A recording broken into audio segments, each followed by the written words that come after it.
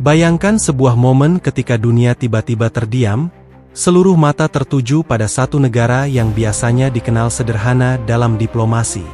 Momen itu muncul ketika Prabowo Subianto menyampaikan pernyataan mengejutkan. Kesiapan Indonesia mengirimkan 20.000 prajurit ke Timur Tengah dalam misi perdamaian Perserikatan Bangsa-Bangsa. Sebuah pernyataan yang tidak hanya menggetarkan ruang sidang, tetapi juga mengubah cara dunia memandang posisi Indonesia di kancah global. Selama beberapa dekade terakhir, konflik di Timur Tengah menjadi isu yang selalu mendominasi percakapan global. Dari masalah Palestina dan Israel hingga ketegangan di Suriah, Irak, maupun Yaman, kawasan ini seakan tidak pernah sepi dari konflik.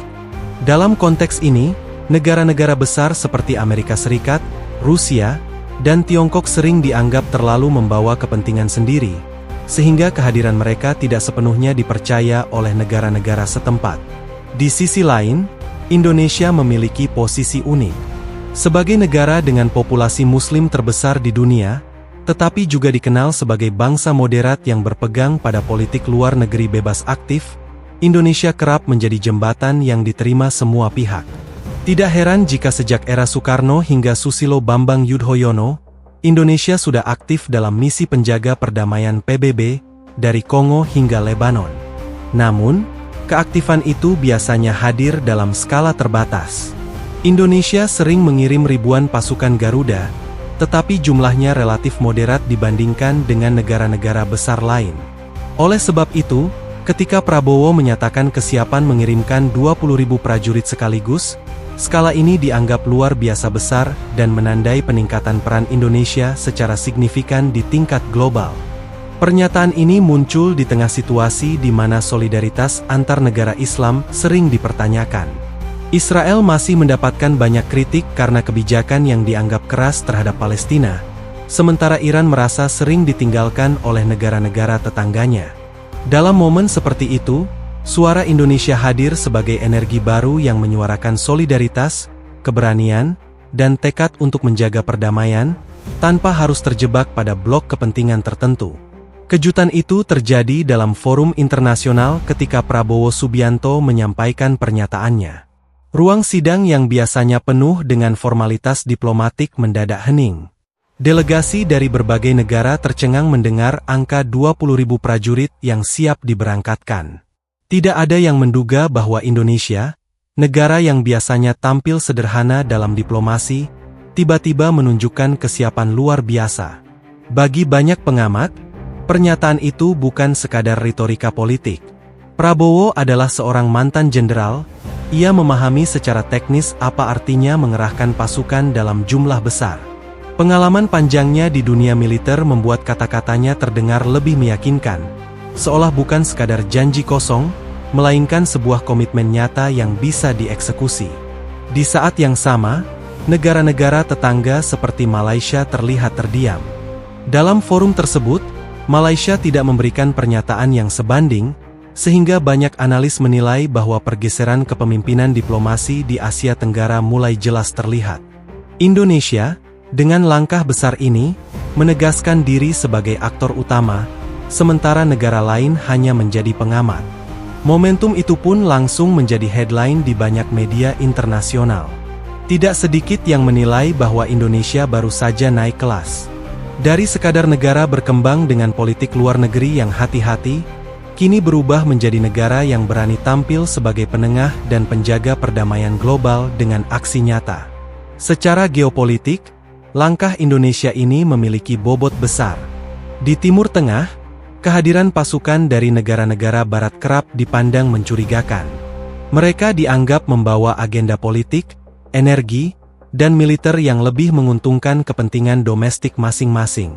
Indonesia, sebaliknya, hadir dengan wajah yang lebih netral, tanpa jejak kolonialisme atau ambisi hegemoni. Itulah mengapa tawaran Indonesia langsung diterima dengan penuh harapan. Namun, di balik keberanian itu, muncul pertanyaan besar. Bagaimana kesiapan logistik dan anggaran? Mengirim 20.000 prajurit berarti membutuhkan biaya yang tidak kecil.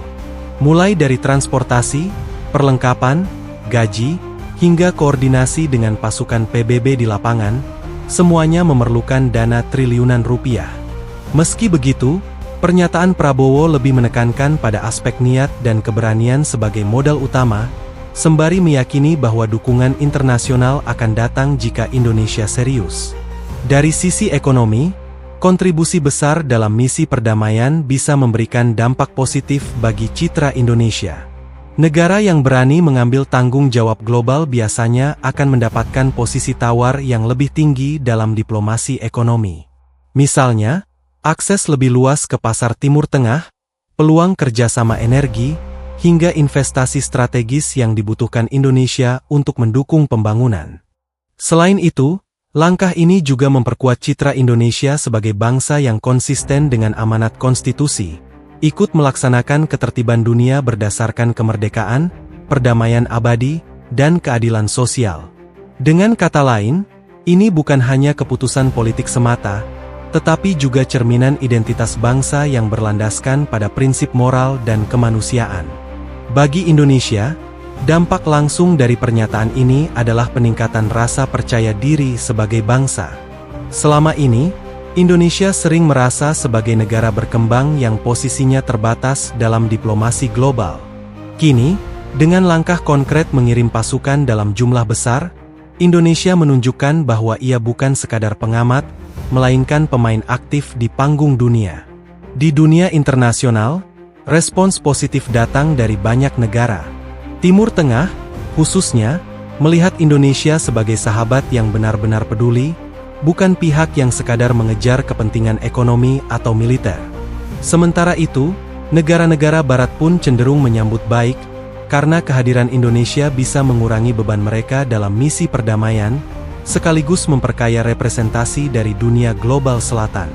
Namun tentu saja, ada tantangan besar yang akan dihadapi. Dukungan rakyat Indonesia menjadi salah satu faktor kunci. Tidak semua warga mungkin setuju jika anggaran besar dikeluarkan untuk misi internasional, sementara di dalam negeri masih banyak kebutuhan mendesak.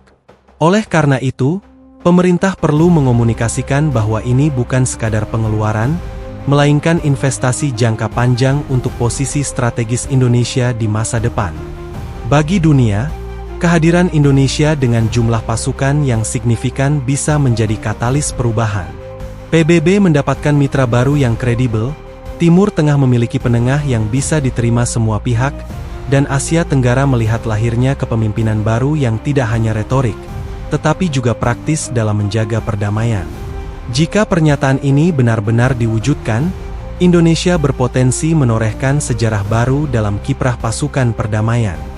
Bayangkan, 20.000 prajurit Garuda ditempatkan di berbagai titik strategis di Timur Tengah, menjadi simbol nyata bahwa negara berkembang pun bisa memainkan peran global yang signifikan.